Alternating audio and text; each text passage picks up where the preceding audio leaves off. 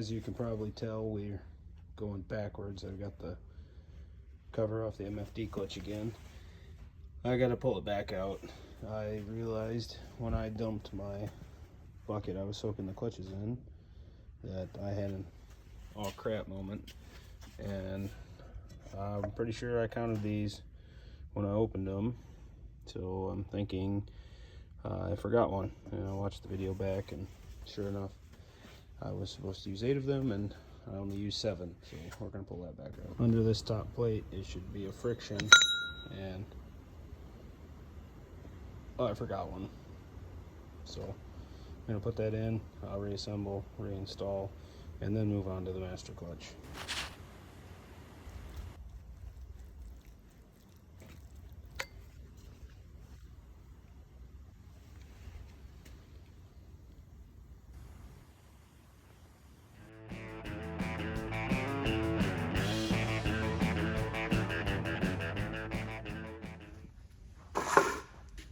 Alright, so if you remember the last time I worked on this shaft, I needed to order the dowel pin that retains the gears on this shaft together, and that pin is actually not available anymore from Case IH.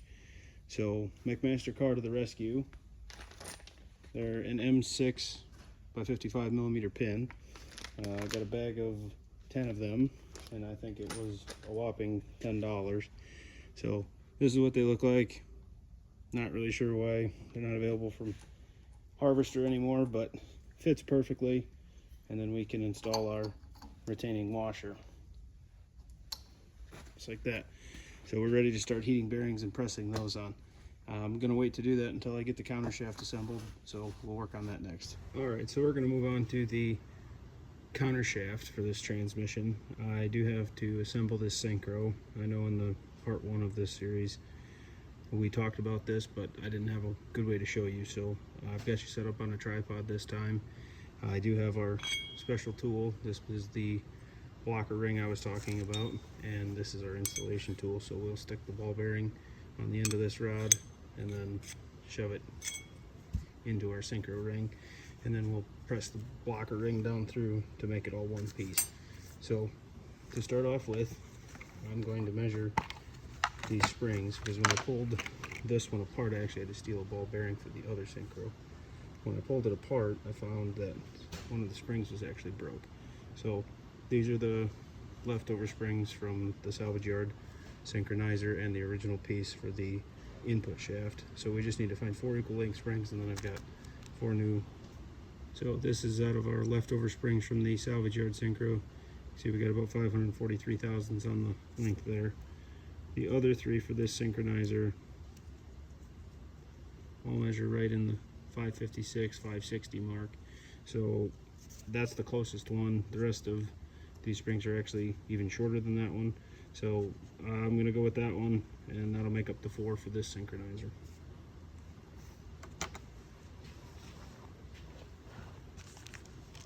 So real fast, here's a page out of the service manual on redoing the countershaft low range synchronizer, and you can see in this photo that number 1 here is actually going to be the blocker ring, so the outer ring that the springs and balls are in, and number 17 is going to be this blocker ring carrier. And you can see that this has got a counterbore machined in the one side of it. So we need to be really careful when we install this that we get this in the photo. It's shown this way, and on the blocker ring itself there's a long and a short side. So the ring has got a long side and a short side. So the counterbore of this ring needs to face the long side, so we need to make sure that when we put this together, we put it together with this flush side facing the camera.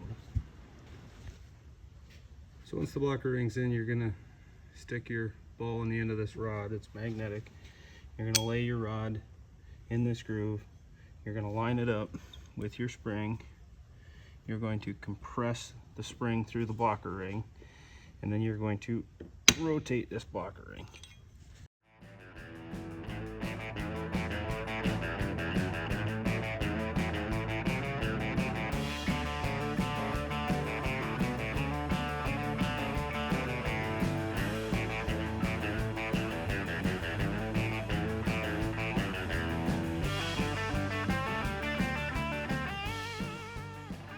So here's where it typically gets a little interesting. This is where we start looking for springs and ball bearings all over the shop floor.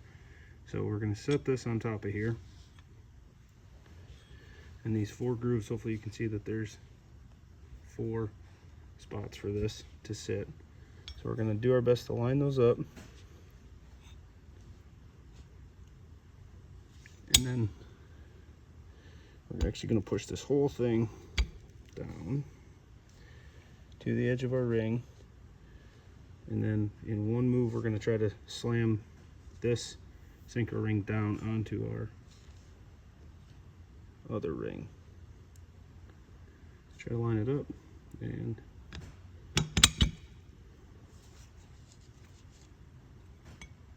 you can see we're right on the very edge. So we're going to pull this up, and there, we're installed.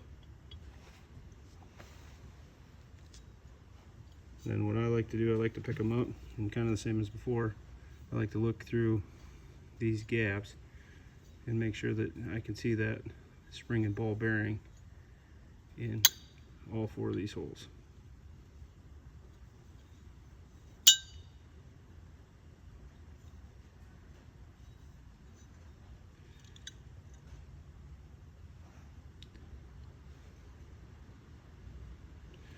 And it looks like we got 4 of them there.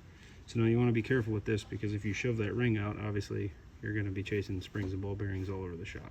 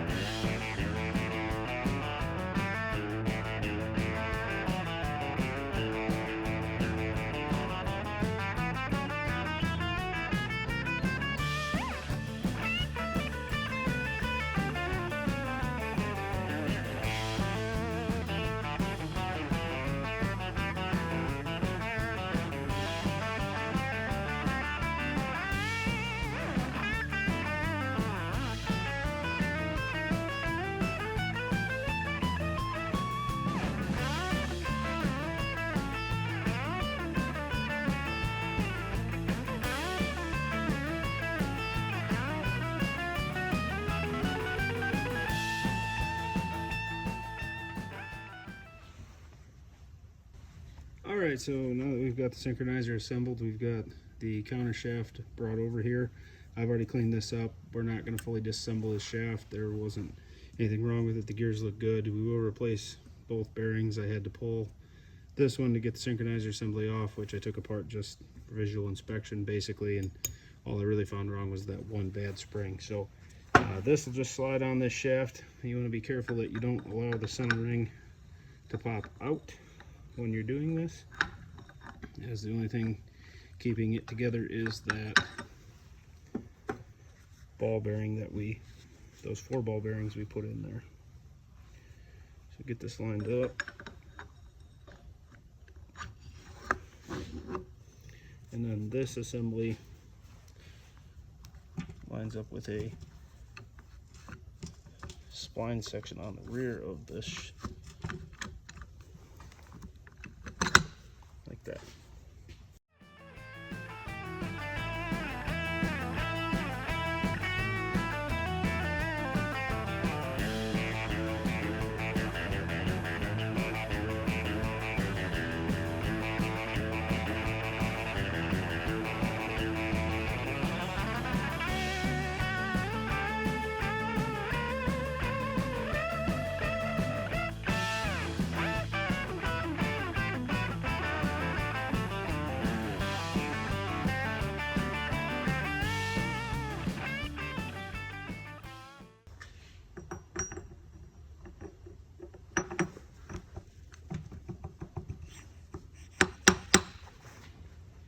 Amazing what cleaning up a few burrs will do for a fella.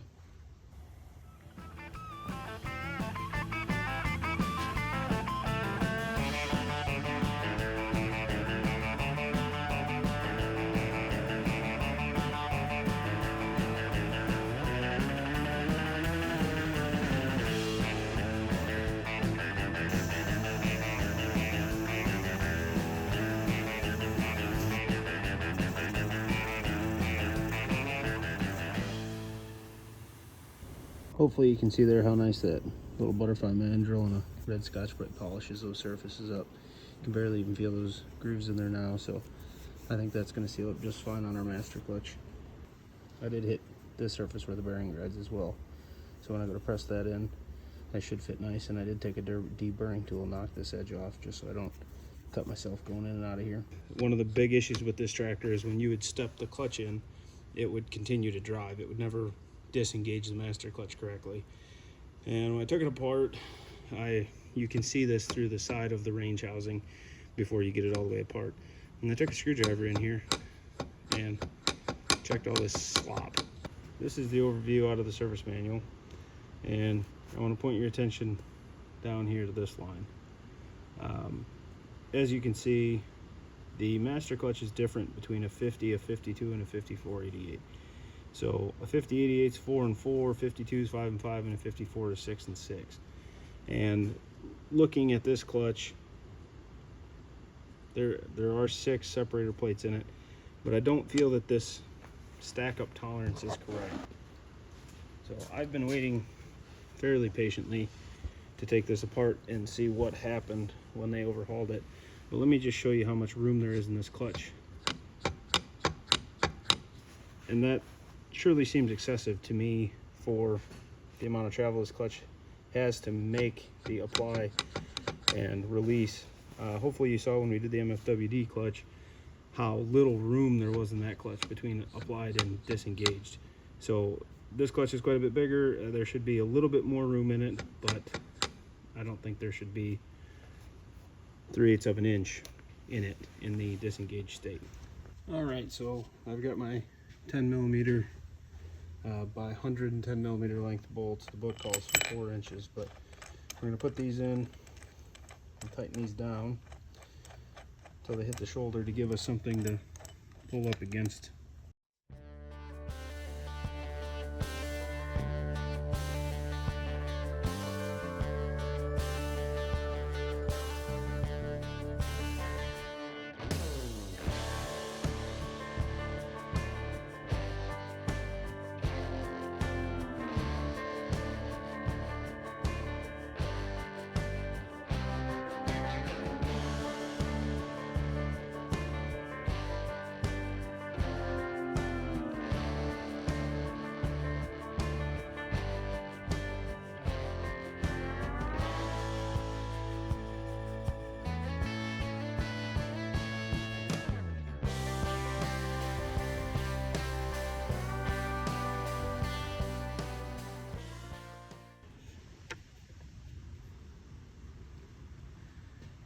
Well, as you can see there,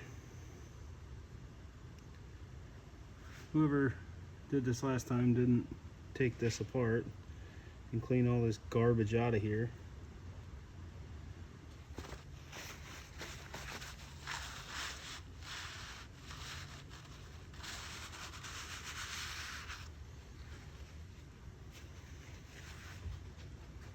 So hopefully you can see there, that is just nasty. I mean, metal filings. I mean, it's mostly metal, probably from whenever this transmission blew up last time, and they never took the piston out of the master clutch and cleaned it out.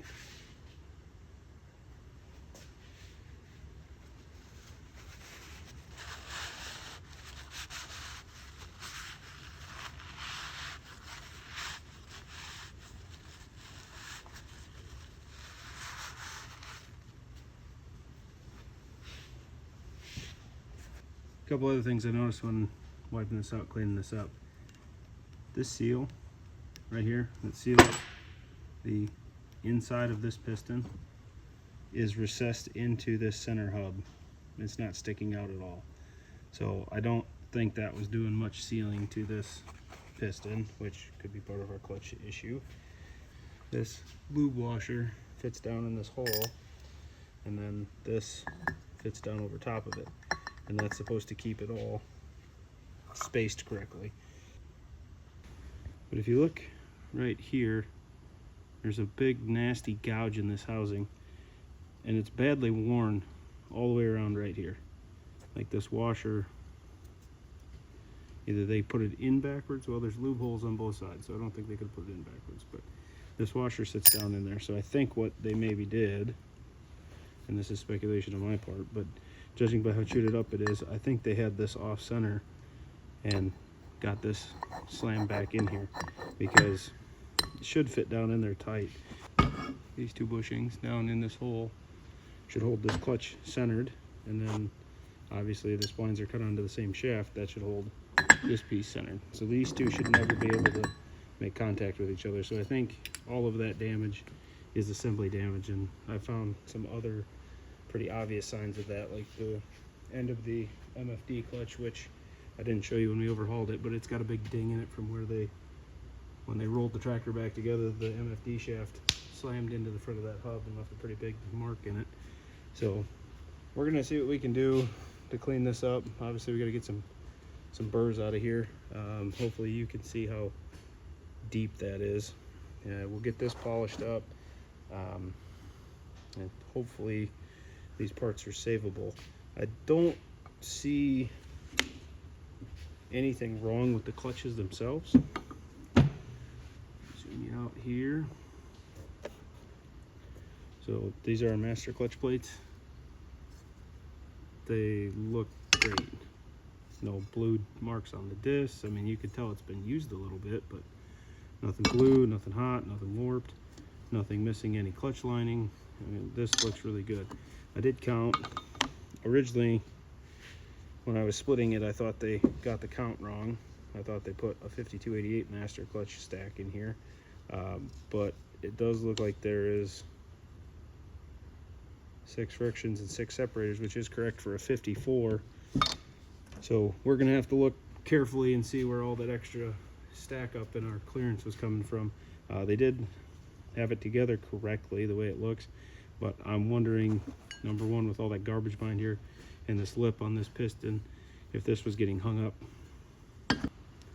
So the other thing I noticed here is this hub for this master clutch is badly worn.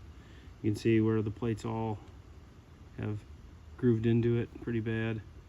So I do think I'll try to source a replacement for this.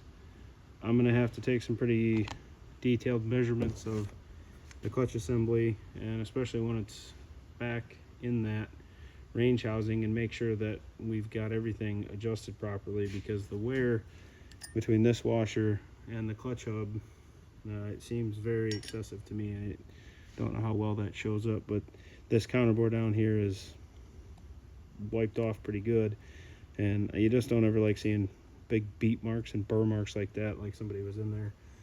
Either didn't have it straight when they tightened them bolts down and slammed it all back together, or they just didn't have something in there like they should. It's kind of blowing my mind how much metal and garbage is in the back of this master clutch. It would lead me to believe that they probably never disassembled this to reseal it. But thanks for joining me again as we work through what's left of our range housing rebuild here. We are getting close to having enough major components put back together that we can start to reassemble. So hopefully in the near future we'll be putting our countershaft back in the housing, our input shaft back in, and getting our housing completely reassembled here. I've got it covered because I've got it all cleaned up. So I do appreciate you joining me, and look forward to seeing you on the next one.